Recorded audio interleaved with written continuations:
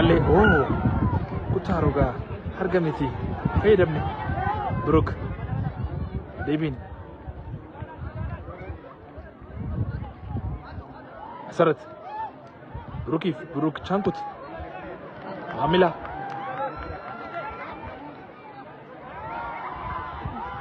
Chankut Peter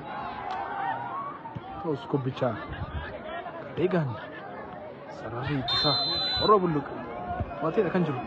balle sa wata mai niga wata da bi sama gana shan bufke na mai da kan jiru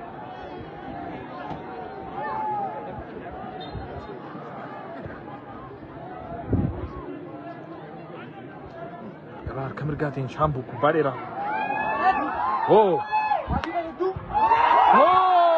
mamila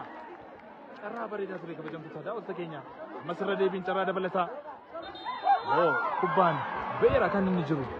ba bakkeedha be Daawit akkasumas Maamila Masarat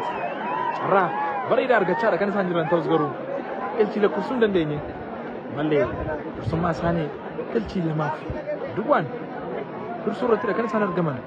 isa magaalaa Shaambuu sabni tokko osoo isa afuu abbiyoona taphichaa kan ta'e Roobulluqii waliin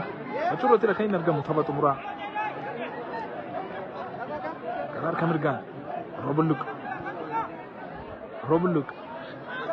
ragal Tito kan danda'u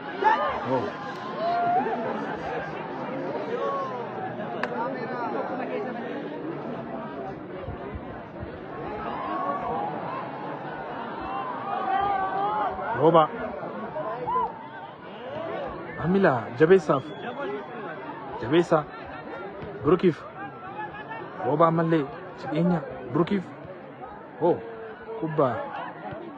sararri ittisaa qaqqabuu danda'udha kan Brooki taasise taphni boqonnaa duraa kabajamtoota daawwattoota keenya keessumaa magaalaa Shaambuun tokko lamaaf duwwaan xumurameedha kan inni jiru malee taphni boqonnaa deebii kan itti fufuudha kan inni ta'u kabajamtoota daawwattoota keenya isteediyeemii magaalaa Shaambuurraa ibsaa kallattiin federeeshiniin kubbaa miilaa Oromiyaa simbiraa